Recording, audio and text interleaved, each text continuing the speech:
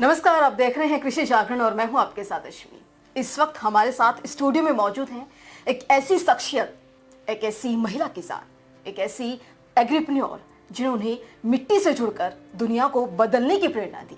एक ऐसी महिला किसान जो इतनी पढ़ी लिखी होने के बावजूद भी उन्होंने खेती को चुना और वो मोहितो एग्रो फार्म्स चलाती हैं। तो आइए डायरेक्ट उनसे ही आपको रूबरू कराते हैं। मोनिका जी, बहुत बहुत स्वागत है आपका कृषि जागरण में। Thank you. So Monika ji, हमें बताइए कि आप इतनी पढ़ी लिखी हैं, तो इतना पढ़ लिख कर आपने खेती को ही क्यों चुना? खेती को ही मतलब विकल्प आपने क्यों चुना? मुझे लगता है पढ़ाई लिखाई से हमें इतना सक्षम होना चाहिए कि कोई भी काम करने में कुछ शर्म नहीं आनी चाहिए।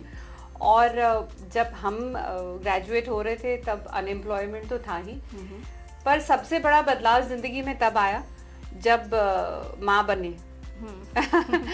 माय फर्स्ट बॉर्न या मेरे पहले पुत्र के जन्म के बाद 8 साल की उम्र तक ही मुझे ये समझ में आने लगा कि हम जो कुछ खाते थे, जो जामफल मैंने खाया या जो जामुन मैंने खाया, मुझे लगता है आम के तो मैंने कभी पैसे दिए ही नहीं हरदम तोड़ के ही खाया, वो हमारे बच्चों को नहीं मिल रहा था। प्योरिटी या शुद्धता जो कहते हैं वो नहीं मिल रही थी। तो माँ बनने के बाद कुछ अंदर बदलता है Ashwini, there is something which snaps, you no.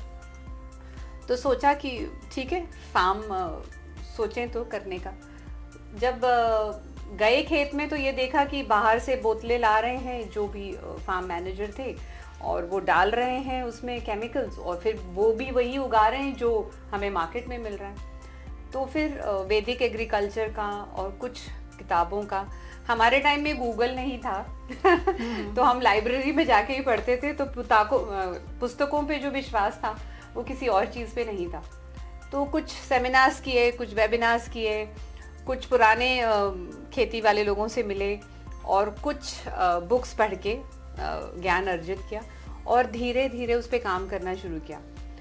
और टारगेट सिर्फ यही था, मतलब ध्येय यही था कि बच्चों को भी उतना ही शुद्ध खिला पाऊँ जो मैं खा सकी अपनी ज़िंदगी में। So delivering health was the motto of my life, and being a mother, I think I will not give anybody anything that I can't feed my own children. मैं जो खुद अपने बच्चों को नहीं खिला सकती वो मैं किसी को नहीं खिला सकती। यही सोच के शुरुआत की। जी, बहुत अच्छी आपकी सोच है और शुरुआत भी काफ़ी अच्छी रही। सो मोनिका जी, आप मोहितो एग्रो फार्म्स चलाती हैं, तो इसको जो ये दिशा है, तो ये खास प्रेरणा आपको कहाँ से मिली इसको शुरू करने की? इसकी शुरुआत का कैसे आपने सोचा? अभी जैसे मैंने कहा पहले कि माँ बनने के बाद ही ये सब आया जहन में। तो ध्रुव जो मेरे चिरंजीव हैं, उन्होंने 8 साल की उम्र में रेसिंग ये स्पोर्ट शुरू किया, गो कार्टिंग चालू की। तो आजकल वो डाइटिशियंस और न्यूट्रिशनिस्ट रहते हैं, वो कहते हैं कि वही स्टैमिना बिल्ड करने के लिए ये पाउडर, ये एनर्जी बार या ये मार्केट से लेके खाना चाहिए तो आपका स्टैमिना अच्छा रहेगा। तब मुझे ऐसा लगा कि हमारे टाइम तो I am ex NCC cadet, I have played all the sports, मतलब स्कूल में कॉलेज में सारे स्पोर्ट्स खेले, पर हमें स्टैमिना का कोई परेशानी हुआ नहीं कभी तो फिर यही सोचा कि ध्रुव को जो भी कुछ डाइट दिया जाएगा वो पैकेज फूड नहीं होगा, वो फार्म से आएगा, फार्म का ज्वार, फार्म का बाजरा, फार्म का गेहूँ, चावल। और बस वहीं से शुरुआत हुई। जब ध्रुव जीतने लगे तो सबसे पहला प्रश्न बाकी की जो माँ रहती थी या उस स्पोर्ट से रिलेटेड जो भी कोई कोच रहते थे, वो यही पूछते थे कि स्टैमिना कैसे रहता है, इतने देर तक कैसे कर पाता है, क्योंकि हर रेस के बाद उतना वाटर लॉस होता है और उतना वजन कम होता है, तो स्टैमिना कैसे रखता है। तो फिर जो ध्रुव खाते थे उन्हें देना चालू किया। ऐसे बढ़ते बढ़ते 25-30 माएँ हो गई। फिर सभी के ये बात समझ में आई कि अच्छा खाने से आपकी स्टैमिना या आपकी ताकत कुछ भी चीज़ करने के लिए अच्छी रहेगी। बस वहीं से शुरुआत होगी। सो मोनिका जी, जो आपका फार्म है पूरी तरह से ऑर्गेनिक और प्राकृतिक खेती के सिद्धांतों पर आधारित है, तो थोड़ा सा वैदिक एग्रीकल्चर के बारे में हमारे दर्शकों को थोड़ी जानकारी दीजिए। एकदम कॉमन चीज़ है कि हम आयुर्वेदा जब अपने मानवीय आरोग्य के लिए इस्तेमाल करते हैं तो उसे आयुर्वेदा कहते हैं। जब हम आयुर्वेदा पशु पक्षी हैं, उनको कुछ परेशानी होती है या अपने घर में आसपास जो वन्य जीव हैं उनके लिए होता है, तो आयुर्वेदा की जगह वो मृग आयुर्वेदा रहता है। और यही आयुर्वेदा जब हम अपने खेतों में, पेड़ पौधों में और सब्जियों में, फलों के पेड़ों में इस्तेमाल करते हैं तो उसे वृक्ष आयुर्वेदा कहते हैं। वृक्ष आयुर्वेदा में यही कहा है कि क्योंकि उसमें जीवन है, उसको वात होगा, उसको पित्त होगा और उसको कफ भी होगा। तो ये सिम्टम्स हमारे पेड़ भी दिखाते हैं, तो उनको कैसे डील करना है और उनको उसमें से कैसे बाहर निकालना है, जैसे ह्यूमन मानवीय आरोग्य के लिए रहता है वैसे ही वृक्ष आयुर्वेदा है, बहुत इजी है। और उसमें छोटी छोटी चीजें हैं, जैसे अमावस्या के दिन आपको क्या करना चाहिए, अच्छा। पूर्णिमा के दिन आपको क्या करना चाहिए। अच्छा। हम सोचते ही नहीं है, हमें शुरू से बताया गया अमावस्या खराब दिन है, कोई अच्छी शुरुआत नहीं करनी है, कुछ अच्छा काम नहीं करना है, इनफैक्ट बाहर ही नहीं जाना है घर से, छुरी हाथ में नहीं लेनी कुछ है, नया नहीं खरीदना है, तो क्यों नहीं। हम ये पूछते ही नहीं है, बस वो काफी दिनों से चला आ रहा है। एक्चुअली मैंने वृक्ष आयुर्वेदा में ये सीखा कि अमावस्या वाले दिन क्योंकि चंद्र प्रकाश कम रहता है, तो जो कीड़े होते हैं, जो हार्मफुल इंसेक्ट्स होते हैं, या तो वो अंडे देते हैं या वो अंडे में से निकल के बाहर होते हैं, मतलब उनके नंबर्स बढ़ते हैं, उनका प्रजनन होता है, उनका रिप्रोडक्शन होता है, या वो अपने नंबर्स अमावस्या के दिन सबसे स्ट्रॉन्गेस्ट होते हैं, वो नेगेटिव चीज। तो अगर आप अमावस्या के 2 दिन पहले और 2 दिन बाद अगर आप स्प्रे कर लें, पेस्ट रेपेलेंट स्प्रे, पेस्टिसाइड नहीं, पेस्ट किलर नहीं, पेस्ट रेपेलेंट कर लें, तो 80% तक की आपकी कम हो जाएगा। मतलब जो कीड़ों का प्रादुर्भाव आपके खेतों में होता है वही कम हो जाएगा। तो ये सब चीजें सीखा। सिर्फ टाइमिंग इज इम्पोर्टेंट, जैसे ही वो बढ़ रहे हैं या वो अंडे की स्टेज में, अगर आप वहीं आप उसको कंट्रोल कर सके तो 80% तक आपकी प्रॉब्लम कम हो जाएगी। बिल्कुल। तो ऐसी कई चीजें सीखी, उनको आजमाया खेतों पे और बड़ा मजा आया क्योंकि उसके रिजल्ट्स अच्छे मिलते हैं। जी।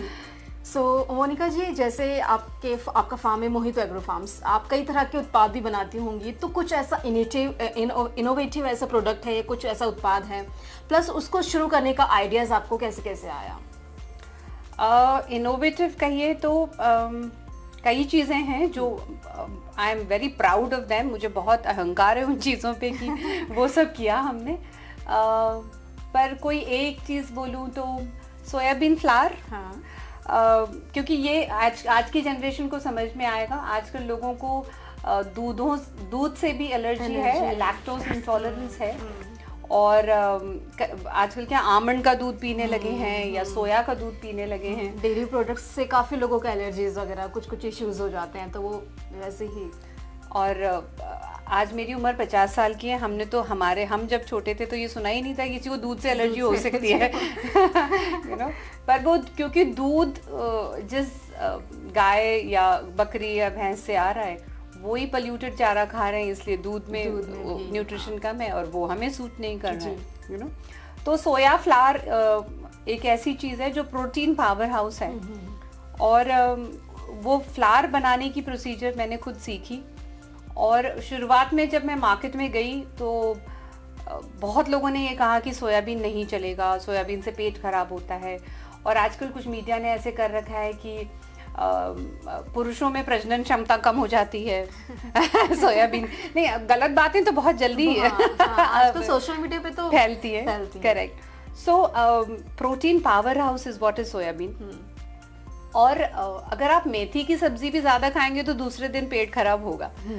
आपको मॉडरेशन में या उतनी ही क्वांटिटी खाना है। 1 किलो गेहूं का आटा हो या 1 किलो ज्वार बाजरा कोई भी आटा हो, उसमें सिर्फ 100 ग्राम सोयाबीन डालना है। और इसमें कोई रॉकेट साइंस नहीं था। मेरी दादी जब गेहूं पिसवाने के लिए देती थी चक्की पे, वो 1 मुट्ठी उसमें सोयाबीन डाल देती थी, बस 1 मुट्ठी 2 मुट्ठी। उससे सोचा कि क्यों करती थी, क्या कुछ तो होगा। फिर वो कॉज किया और आज सोयाबीन फ्लावर जो है हमारा is one of the best innovations. और फिर ऑर्गेनिक अगर सोयाबीन रहे तो उसका फ्लावर भी ऑर्गेनिक। तो हमारे यहाँ बारिश बहुत होती है कोल्हापुर में, तो गन्ना और सोयाबीन हमारा कैश क्रॉप है। तो सोयाबीन वैसे ही बेचने जाएंगे अगर किसान, तो 60 50, 60, 40 से 60 रुपए पर किलो। सोयाबीन फ्लावर हम 220 रुपए किलो बेच सकते हैं, तो डबल से ट्रिपल इनकम हो गई।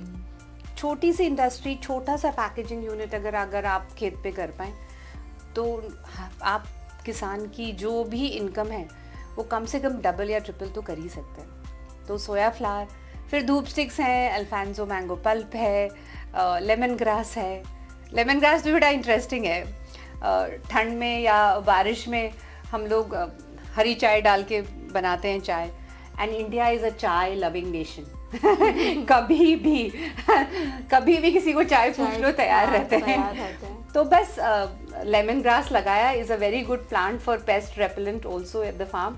उसको ड्राई किया, उसके अंदर अदरक के थोड़े स्ट्रैंड्स डाले, प्रोसेस करके पैकेजिंग किया, प्रोडक्ट तैयार है। सो मोनिका जी, जैसे काले प्लास्टिक ग्रो बैग्स की जगह आपने गोबर के प्लांट्स की शुरुआत की है, तो ये आइडियाज कैसा आया और इसका रिस्पांस कैसे मिला आपको? आइडिया कैसे आया? वैदिक एग्रीकल्चर में जब आप सीड मतलब बुआई करने के पहले उसको गर्भ संस्कार जैसे होता है वैसे बीज संस्कार करते हैं। अच्छा। तो हम तूर के जब बीज लगाते हैं तो उसपे गोबर का, हल्दी का और थोड़ा सा चाहिए तो सोडा, या गौमूत्र और गोबर रहा तो उसका लेप लगाते हैं और उसको छांव में सुखा देते हैं। तो दूसरे तीसरे दिन वो सीड के ऊपर एक आवरण आ जाता है, कवरिंग, जिससे जो सॉइल में बैक्टीरिया या हार्मफुल माइक्रोब्स होते हैं वो उसे अटैक नहीं करते, शील्ड बन जाती है, एक रक्षा कवच बन जाता है उस सीड के ऊपर। तो ऐसे ही सोचा कि जो कई प्लांट्स हम लोग नर्सरी से लाते हैं कभी कभी, जैसे मैरीगोल्ड लाए या गन्ना लगाने से पहले, तो फिर वो प्लांट को थोड़े दिन अपने खेत पे रखो जिससे उसको वहाँ की आदत हो जाए, और फिर उसके ऊपर गोबर लगा दो और फिर लगाओ, मतलब ज़मीन में लगाओ। तो एक दिन ये देखा कि ऐसा अगर करना है तो पॉट ही बना लो, वो सूख जाता है, कड़क हो जाता है, उसके अंदर आप प्लांट लगाइए या जो भी सूट लगाना है, सीड बॉम्ब जैसे। फिर वो जब ज़मीन में जाएगा तो ऑटोमेटिक खाद उस प्लांट को मिलता रहेगा। तो कुछ नहीं, सिर्फ गोबर, थोड़ा सूखा गोबर और थोड़ा फ्रेश गोबर मिला के एक मशीन में प्रेस करके जो चाहिए वो शेप आप बना सकते हैं, प्लांटर्स। तो ब्लैक प्लास्टिक बैग्स तो वैसे भी मुझे लगता है कि कई साल लगते हैं उसको डिस्पोज होने में, तो इसमें तो कोई फायदा नहीं है, इसमें तो कोई भी नुकसान नहीं है। बिल्कुल। सो मोनिका जी, जैसे आप तो खुद एक मतलब बहुत अच्छा काम कर ही रही हैं, तो आप दूसरे किसानों को भी रोजगार देती हैं, आप काफ़ी किसानों को ट्रेनिंग भी देती हैं, ऑनलाइन हो गया या इस तरीके से। तो आपने अब तक 220 से भी ज़्यादा किसानों को ऑनलाइन प्रशिक्षण दिया है, तो ये अनुभव कैसा रहा और सबसे ज़्यादा किसानों की किस विषय में रुचि आपको दिखी है कि आजकल के किसान ये टॉपिक पे ज़्यादा बात करते हैं या इसमें ज़्यादा रुचि रखते हैं? अनफॉर्चुनेटली सीखा तो सबने, पर किया नहीं। मतलब जो है सो है, किसान क्योंकि उसका घर उस पे चलता है, इसीलिए अभी किसान इतना तैयार नहीं है जल्दी से स्विच ओवर करने के लिए सब चीज़ें करते। करेक्ट। तो और फिर उन्हें लगता है कि आप तो इंडस्ट्रियलिस्ट हैं, आप तो बड़े लोग हैं, आपको हमारी परेशानियां क्या पता। पर बात वो नहीं है। मैंने 1 रुपया भी किसी से उधार नहीं लिया है अपने फार्म के लिए। और पहली चीज जिस पे मैंने काम किया वो गाय का गोबर था, तो वो तो हमें फ्री मिल गया, सिर्फ गाय चाहिए थी। तो जो फर्स्ट प्रोडक्ट मैं मार्केट में लाई वो धूप स्टिक्स ही थी।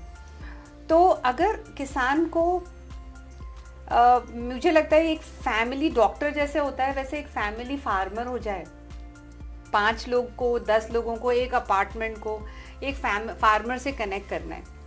और मैंने वैसे ही शुरुआत की जब वेजिटेबल्स चालू किए या सब्जियां। तो अगर आप मुझे कहते हो कि मैं मेथी खाऊंगी, तो मेरा और आपका ये तय हो जाता है कि मार्केट में 12 रुपए मिलेगी या 8 रुपए मिलेगी, मैं आपको ऑर्गेनिक 10 रुपए में दूंगी। कॉन्ट्रैक्ट, कोई लिखा पढ़ी नहीं, कोई MOU नहीं, आपने मुझे कहा, मैंने आप पे विश्वास किया, क्योंकि आप मेरे फैमिली किसान फार्मर तो आपको 10 रुपए देने में कोई परेशानी नहीं है। बिल्कुल, है ना जी। उसको मुझे ट्रेडर के पास जाने के लिए कोई जरूरत नहीं है। किसान करना तो चाहता है, पता भी है उसे कि ये करना है, पर मार्केट के साथ कनेक्ट नहीं है, वहीं वो मार खाता है। जी। वही किसान कर तो लेता है, लेकिन उसका मतलब मार्केटिंग कैसे करनी, कहाँ कैसे पहुंचाना है, वो चीजें अभी तक अब यहाँ बुआई करूँ क्या मंडी जाऊँ? मंडी जाऊँ, हाँ है ना, जागरूकता की यहाँ वीडिसाइड्स करूँ, वीड कंट्रोल करूँ या मंडी जाऊँ? और अब जैसे भिंडी जैसा आप क्रॉप लगा लो, हर ऑल्टरनेट डे, हर दूसरे दिन तोड़नी होती है 15-15 किलो, तो वो सुबह सुबह वो तोड़ेगा, जब मंडी में जाएगा तो कोई तो हो जो ये सब कर सके। तो आई थिंक एक क्रांति की जरूरत है हमारे यहाँ।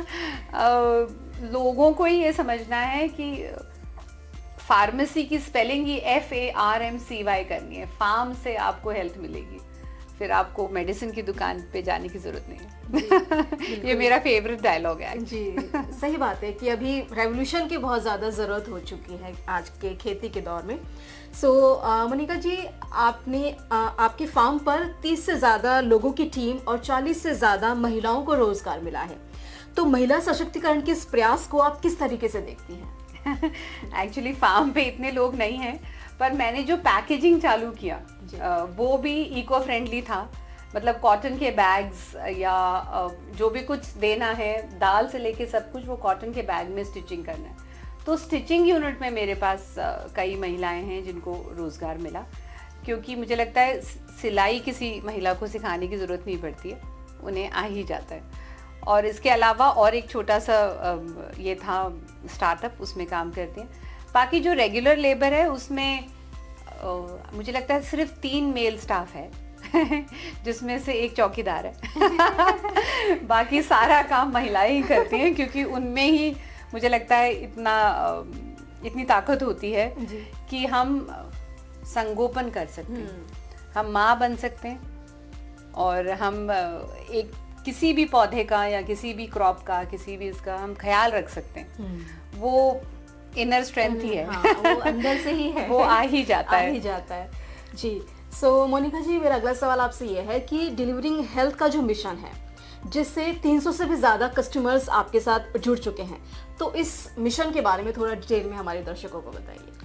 अब वो जब पहले नाम क्या करना है, ब्रांड नेम, सबसे बड़ी बात वो आई। तो मेरा नाम मोनिका है, which I don't think is a good brand name. I think it's not a good name to put it on. तो फिर मैंने मुझे छोटा मोटा जो शुरुआत में नॉलेज था वो मेरे सासू जी ने सिखाया था, जिनका नाम पार्वती था, और आज मेरी बेटी का नाम ख्याति है। अच्छा। तो इन दोनों नामों को मिला के मैंने पारखी बना दी। पारखी मतलब आप जैसे लोग, हाँ। या कृषि जागरण जिसे परख है अच्छी चीजों की, परखने वाले लोग पारखी। तो अब उसमें टैग लाइन क्या दें, तो मैं आई एम डिलीवरिंग हेल्थ। अच्छा। ये सोचा और ऐसे यहाँ से शुरुआत की, क्योंकि अगर ब्रांडिंग नहीं होता है, और कहीं तो पता नहीं ये कहना सही है कि नहीं इतने बड़े प्लेटफॉर्म पे, पर हमारे यहाँ ऐसा लगता है लोगों को कि जो चीज़ महंगी है वही अच्छी है। हाँ, एक मेंटलिटी लोगों की बन चुकी है। हाँ, कि ये महंगा है तो ये अच्छा। 1000 रुपए में क्या मिलेगा, अगर वही चीज़ 10,000 में मिलेगी तो शायद अच्छा वो अच्छी है। तो इसीलिए थोड़ा तो मुझे भी करना ही पड़ता है ब्रांडिंग और मार्केटिंग के लिए, to reach high paying customers, जिससे हमें प्रॉफिट्स जल्दी मिले या हमारी सस्टेनेबिलिटी रहे। और ये तो हम पास ऑन कर ही रहे हैं ज़मीन को, तो उसके लिए ब्रांडिंग और ये सब किया। और सबसे बड़ी बात यह है कि सास के नाम पे बिजनेस चालू किया, specially to all the women who are listening to this. सासू जी के नाम पे अगर बिजनेस चालू करोगे ना, अनडिवाइडेड सपोर्ट मिलता है घर से। पति खुश, ससुर जी खुश, जेठ खुश, नंदे भी खुश सब खुश रहते हैं और उनका आशीर्वाद तो है ही। तो वैसे ही, और मेरा डिक्टम ये भी है कि मैं चाहूँगी कि मेरी बेटी करे आगे, तो it is delivering from my grandmother to granddaughter. जैसे मैंने कहा, हमारे पास ही वो शक्ति है, महिलाओं के पास। बहुत अच्छी आपकी सोच है। मोनिका जी, आपको काफ़ी पुरस्कार भी मिल चुके हैं, तो स्त्री मंच, जवाहरलाल नेहरू विश्वविद्यालय और शक्ति प्रेरणा जैसे प्रतिष्ठित पुरस्कार आपको मिल चुके हैं। तो इन सम्मान को पाकर आपको कैसा फील हुआ, क्या क्या असर हुआ आपकी लाइफ पर उन मतलब अवार्ड्स को लेने के बाद? क्या लाइफ रही आपकी? पहले तो ऐसा लगा ही नहीं था कि इस चीज़ के लिए भी अवार्ड्स मिल सकते हैं या हम कुछ यूनिक कर रहे हैं। पर उसके बाद अवार्ड्स मिलने के बाद आई थिंक एक सेंस ऑफ रिस्पॉन्सिबिलिटी ज़्यादा बढ़ जाती है, थोड़ा कॉन्फिडेंस आ जाता है कि हाँ कर रहे हो, क्योंकि 24 घंटे में एक 24 मिनट तो ये लगता है कि मैं क्यों कर रही हूँ, why am I doing this, मतलब मैं रोज़ वो जा रही हूँ, गोबर में हाथ डाल रही हूँ, ये कर रही हूँ वो कर रही हूँ। तो जब वो एक मोटिवेशन मिलना सबसे ज़्यादा इम्पोर्टेंट है जी। पर मेरा सबसे if I am allowed to say सबसे ज़्यादा अच्छा मोमेंट लाइफ में वो था कि जब एक कैंसर पेशेंट का मुझे फ़ोन आया और उन्होंने कहा कि उनकी कीमोथेरेपी और रेडिएशन चल रहा था, उन्हें बहुत नौशिया और बहुत परेशानी थी, इंसोम्निया था, नींद नहीं आ रही थी, बहुत रेस्टलेस थी, और धूप स्टिक्स लगाने के बाद उस दिन उनको कंटिन्यूसली 5 घंटे नींद आई, and because she was rested वो कुछ खा भी पाई। और अब तो वो नहीं है मिसेस माड़िक, पर जब उनका फ़ोन आया तो I was move to tears कि आप एक्चुअली डिफरेंस कर सकते हो किसी की लाइफ में जो इतना ज़्यादा दुखी है, जो इतना ज़्यादा सफ़र कर रहा है, और उनको अगर आप कुछ दे सकें, क्योंकि आपके पास है वो नॉलेज और आपके पास प्योरिटी है। उसके बाद तो सोच लिया आई एम अनबीटेबल हारना मैंने सीखा ही नहीं तो उसके बाद सोचा कि या अब तो करना ही। ओके सो आपके अगर हम भविष्य की बात करें, फ्यूचर प्लान्स की बात करें, तो आने वाले सालों में आप किस इस स्तर पर देखती हैं आपके जो मोहितो एग्रो फार्म्स हैं, या क्या आपकी फ्यूचर प्लानिंग है उसके बारे में थोड़ा कुछ बताएं। अब तो मोहितो एग्रो फार्म्स में ऐसा है कि जितना भी हम उगाते हैं वो सब हम बेच रहे हैं। अच्छा। हम एक सैचुरेशन पॉइंट पे आ गए हैं। यहाँ मैं two brothers organic farms Ajinkya और सत्यजीत हांगे का नाम लेना चाहूँगी, क्योंकि मुझे तो मुश्किल था बॉम्बे और पूना जाके या कहीं अब्रॉड जाके भी कुछ भी मेरे प्रोडक्ट्स बेचना या उनके साथ अलाइन करना या वहाँ जाके लोगों को कन्विंस करना। उन्होंने बहुत अच्छा हैंड होल्डिंग किया मेरा, और हम पहुँच पाए आज आई थिंक 27-28 कंट्रीज़ तक। तो और फ्यूचर तो ये है कि मैं चाहूँगी कुछ भी करके ज़्यादा से ज़्यादा किसान कन्वर्ट हों, और उसके लिए हम लोग बाहर जाके जितना स्पेंड करते हैं 1%, 10%, कोई भी कितना भी आप सीख लीजिए, बस एक फार्मर के साथ कनेक्ट कर लीजिए, और मोहितो एग्रो फार्म्स तो अच्छा ही चलेगा वो कोई हमारे भी विशेष हैं आपके साथ तो अच्छा ही चलेगा ऑफ कोर्स। सो आज की जो युवा पीढ़ी है वो खेती से कहीं ना कहीं दूर होती जा रही है ना, तो उन्हें आप क्या संदेश देना चाहेंगे खेती को लेकर या ऑर्गेनिक फार्मिंग को लेकर? मैं नहीं मानती कि आप लोग दूर हैं खेती से। अच्छा आज मैं यहाँ बैठी हूँ तुम्हारे साथ, इसका मतलब ही ये है कि तुम लोग आप लोग दूर नहीं है। बस आप लोग जो आजकल मैराथन करते हो ना, ट्रायलथॉन, तो वो साइकिलिंग करते वक्त फार्म तक जाना है या भागते हुए फार्म तक जाना है। मेरे दोनों बच्चे ट्रैक्टर चलाते हैं। अच्छा। मैंने कहा कि ठीक है, गाड़ी चलाना आना चाहिए पर ट्रैक्टर चलाना इम्पोर्टेंट है। हमारे यूथ को बहुत अवेयरनेस है, बहुत ही ज़्यादा अवेयरनेस है। बस यही है कि अब कॉलेज और स्कूल में खेती बाड़ी हम सिखा नहीं रहे हैं, अपना करना नहीं सिखा रहे हैं। तो अगर हम एक छोटा सा कोर्स ही कर दें, आजकल अनप्लेजेंटली या अनफॉर्चुनेटली कोई भी एग्रीकल्चर कॉलेज में सेंद्रिय खेती या नेचुरल फार्मिंग या वैदिक एग्रीकल्चर किसी भी एग्रीकल्चर कॉलेज में नहीं सिखाया जाता, यू नो, सब शॉर्टकट सिखाए जाते हैं। तो अगर हम सिखा दें युवकों को, अब जैसे आप योगा का एग्जाम्पल लीजिए, योगा अब सब स्कूलों में सिखाया जा रहा है, कंपल्सरी हो गया है। मेडिटेशन हर स्कूल में। हम जब थे तब हम नहीं सीखे हैं योगा, और हमें तो वही दौड़ लगाओ, मार्च पास्ट करो, बास्केटबॉल करो यू नो, वही सब स्पोर्ट्स थे। तो फिर अगर हम छोटे छोटे पौधे लगाने ही घर में सिखा दें या स्कूल के लेवल पे सिखा दें, नथिंग लाइक इट। और आजकल का युवा बहुत अवेयर है। हाँ, बस उन्हें एक फैमिली फार्मर करना है। सो जैसे कि अभी कृषि जागरण की मैं बात करूं तो कृषि जागरण ने अभी हाल फिलहाल में लास्ट ईयर MFI शुरुआत की थी, the millennium farmer of India awards. तो इस तरह के जो अवार्ड्स हैं किसानों के लिए किए जाते हैं। आप देखती होंगी कि बॉलीवुड इंडस्ट्री है, वहाँ पर उन लोगों के लिए अवार्ड्स हैं, और स्पोर्ट्स के अवार्ड्स हैं। हर क्षेत्र में आजकल अवार्ड्स मिलते हैं, लेकिन एक कृषि एक ऐसा क्षेत्र है जहाँ पर कहीं से भी किसानों के ग्लैमर के नज़रिए से नहीं देखा जाता, या फिर उन्हें कहीं से मोटिवेशन नहीं मिलती। तो किसानों के लिए और क्या नई चीज़ें हैं जो सरकार को या मतलब जो बड़ी बड़ी कंपनीज हैं उन्हें करनी चाहिए फार्मर्स को मोटिवेशन देने के लिए या और किसी तरीके से उन्हें हेल्प करने के लिए? सबसे बड़ी बात जो मैंने कृषि जागरण और डोमिनिक सर से सीखी है कि जैसे डॉक्टर लगाया जाता है वैसे फार्मर लगाया जाए। तो मैं अपने नाम के आगे फार्मर मोनिका मोहिते लगाती हूँ। Farmers should be proud. शुरुआत वहीं से करनी है। हमने किसान हूँ, जैसे डॉक्टर है या वकील है या प्रोफेसर है या टीचर है, वैसे मैं फार्मर हूँ, वो लगाएं। सबसे बड़ी बात वही है।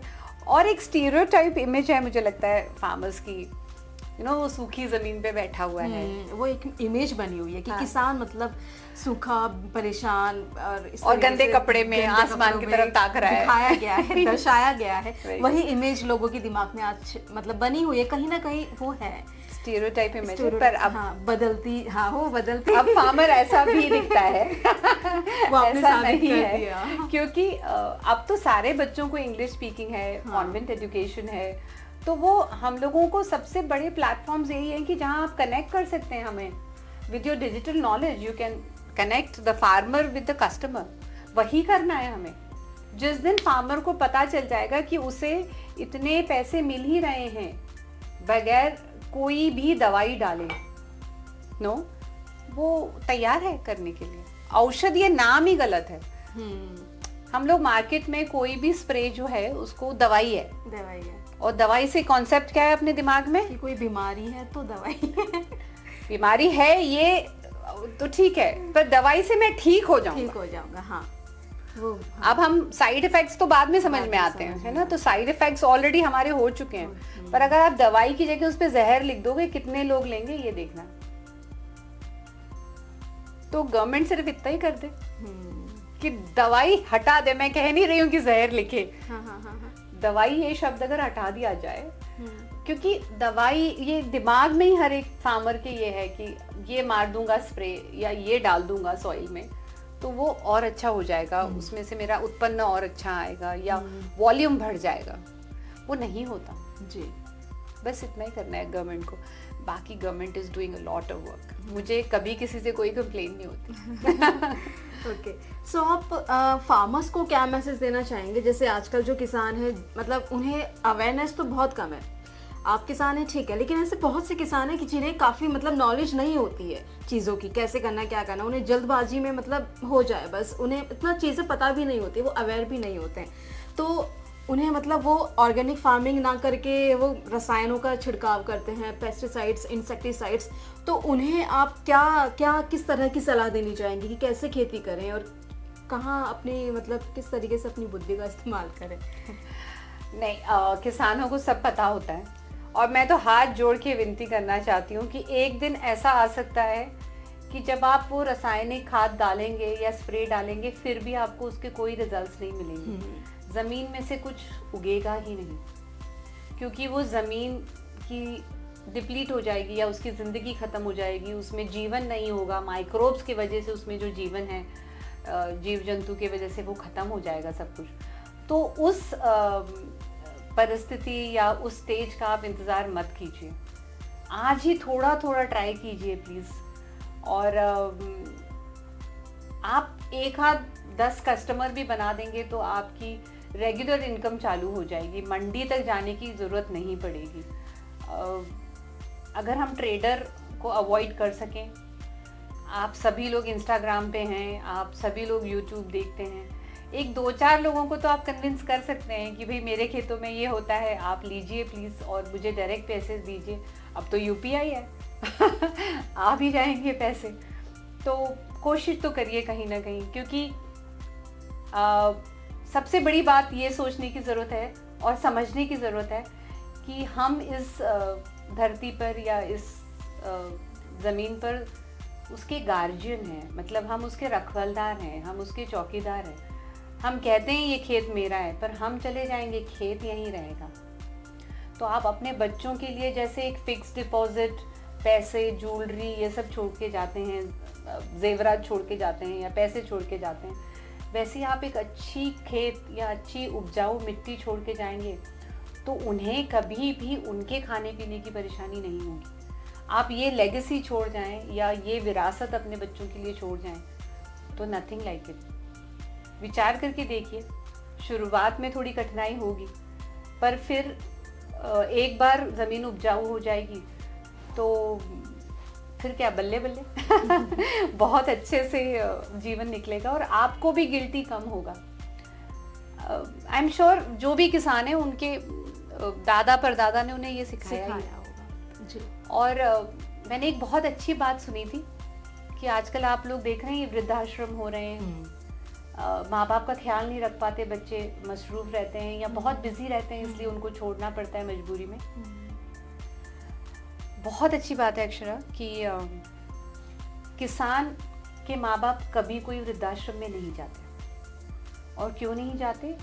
क्योंकि वो जो बूढ़े भी हो जाते हैं, बुजुर्ग भी हो जाते हैं, तो घर में कुछ ना कुछ करते ही रहते हैं। या तो आपको बूढ़ी जो माँ जी हैं वो बैठ के चावल साफ कर रही हैं, या कुछ नहीं तो मुर्गियों को संभाल रही हैं, अंडे उठा रही हैं, कुछ ना कुछ कर रही हैं, क्योंकि वो काम करते रहते हैं, इसलिए बच्चों को उनका काम दिखता है और उसकी वैल्यू दिखती है। फिर उन्हें वृद्धाश्रम नहीं भेजा जाता। पुरुष भी बैठ के इमली के पेड़ के नीचे गांव की पंचायत तो कर ही लेते हैं पर जैसे घर में जानवर हैं, गाय भैंस हैं, तो उनका भी ख्याल रख सकते हैं। तो किसान के माँ बाप कभी वृद्धाश्रम नहीं जाते हैं जी। आपने ये सुना है कि नहीं मालूम नहीं मुझे, पर आई वॉज रियली मूव्ड कि हम चाहें भी तो कई बार अपने माँ बाप को टाइम नहीं दे पाते, पर ये होता है। सो प्राउड के साथ आप कह सकते हैं कि हाँ, मैं किसान हूँ, मुझे बहुत गर्व है। Proudly yes. Farmer Monika Mohite, किसान मोनिका मोहिते जी। बहुत बहुत शुक्रिया मोनिका जी, हमारे साथ जुड़ने के लिए बहुत बहुत धन्यवाद। आप मिट्टी से जुड़कर देश की जो आधुनिक खेती उसे बदलने का प्रयास कर रही हैं और काफ़ी अच्छा मैसेज आपने सभी मतलब वर्गों को दिया है, किसानों को, बड़ों को, बुजुर्गों को, महिलाओं को, बच्चों को। एक ही मतलब 10 मिनट के पॉडकास्ट में आपने काफ़ी अच्छी इन्फॉर्मेशन हमारे दर्शकों तक पहुंचा दी है। तो बहुत बहुत शुक्रिया आपका हमारे साथ जुड़ने के लिए और भविष्य के लिए आपको बहुत बहुत शुभकामनाएं। थैंक यू सो मच कृषि जागरण।